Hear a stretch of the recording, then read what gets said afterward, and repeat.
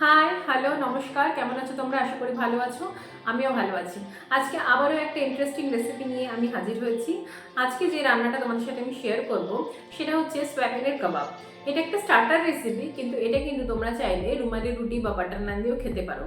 এটার best part হচ্ছে এটা করতে খুবই কম সময় লাগে এবং খুবই সহজ কিছু উপাদান লাগে। ধরো বাড়িতে তোমাদের গেস্ট এসে বসে রয়েছে, তুমি বাড়িতে তাদের খুব চটজলদি একটা স্টার্টার আইটেম করে খাওয়াতে চাইছো, তাহলে কিন্তু এই রেসিপিটা বা এই ভিডিওটা তোমাদের জন্য একটা পারফেক্ট ভিডিও হতে চলেছে। ভিডিওটা প্রথম থেকে শেষ পর্যন্ত স্কিপ না করে দেখো। আমি ইন ডিটেলসে ভালো করে দেখানোর চেষ্টা করেছি। আশা করি তোমাদের ভিডিওটা ভালো লাগবে। যদি ভালো লাগে তাহলে লাইক, শেয়ার এবং সাবস্ক্রাইব করে দিও। চলো এবার যাওয়া যাক মেন রেসিপিতে। সয়াবিনের কাবাব বানাতে গেলে প্রথমেই তোমাকে সয়াবিনগুলো ভালো করে সেদ্ধ করে নিতে হবে। আচ্ছা, ভালো করে সেদ্ধ হয়ে গেলে এটা একটা মিক্সিং গ্রাইন্ডারের মধ্যে বা মিক্সিং জারের মধ্যে এটা ভালো করে মিক্স করে নিতে হবে, পেস্ট করে নিতে হবে পুরো স্মুথ করে। গরম থাকাকালীন কিন্তু এই সয়াবিনটা পেস্ট করতে হবে, ঠান্ডা হয়ে গেলে কিন্তু এটা পেস্ট করা যাবে না। তারপর ওর মধ্যে একে একে স্বাদ মতো নুন, লঙ্কার গুঁড়ো, হাফ চামচ করে রসুন বাটা, আদা বাটা, আর তারপর তোমার একটু ভাজা জিরে গুঁড়ো, সামান্য একটু গরম মশলা, একটু কাজু গুঁড়ো, বেশ খানিকটা ধনে পাতা কুচি করে, তারপর অনিয়ন আর গ্রিন চিলি। আর কাঁচা লঙ্কাটা কিন্তু তোমরা তোমাদের স্বাদ অনুযায়ী বা তোমরা যেরকমভাবে ঝাল খাও সেরকমভাবেই দেবে। আর তার সাথে পেঁয়াজটা ধরো একটা পেঁয়াজ ভালো করে কুচিয়ে, আর তার সাথে একটু বেসন দিয়ে ভালো করে এটা মিক্স করে নিতে হবে হাত দিয়ে। আর এটা ভালো করে কিন্তু খুব স্মুথ করে মিক্স করবে।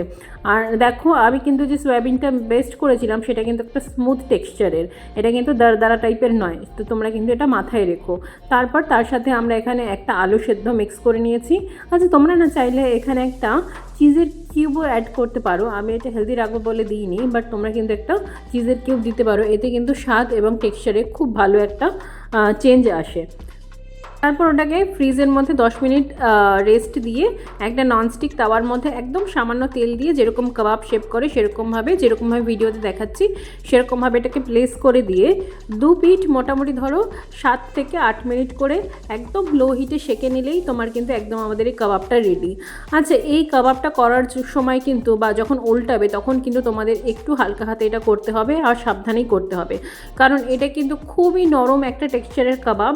আর দেখতেই পাচ্ছ, যদি তোমাদের আমি খুব সহজভাবে বোঝাতে চাই, এটা কিন্তু অনেকটা ওই গালাবাটি কাবাবের মতোই নরম হয়। তো সেক্ষেত্রে এটা কিন্তু নাড়ানোর সময় বা উল্টানোর সময় তোমাদের একটু হালকা হাতে এটা করতে হবে, নাহলে কিন্তু এটা ভেঙে যাওয়ার চান্স থাকবে।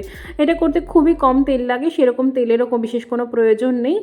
আর দেখো, এরকম যখন দুপিঠ ভালো মতন গোল্ডেন গোল্ডেন করে হয়ে যাবে তখনই ভাববে যে আমাদের কাবাব একদম রেডি। এই কাবাবটা তোমরা কিন্তু রুমালি রুটি বা নানের সাথেও সার্ভ করতে পারো, যেরকম আমি তোমাদের বলেছি, তাহলেও কিন্তু এটা ইকুয়ালি খেতে ভালো হবে। যাই হোক, এরকম কথা বলতে বলতে দেখো আমাদের কাবাবটা মোটামুটি কিন্তু একদম হয়ে গেছে। এবার আমরা কাবাব সার্ভ করে দেবো। তোমাদের আমি একটা সুবিধা জানার জন্য একটা দেখো তুলে দেখাচ্ছি যে কালারটা কীরকম চলে এসছে, ওপরটা একটু ক্রিস্পি হয়ে যাবে, ভেতরটা সফট থাকবে। আর এই হচ্ছে আমাদের কাবাবের ফাইনাল লুক।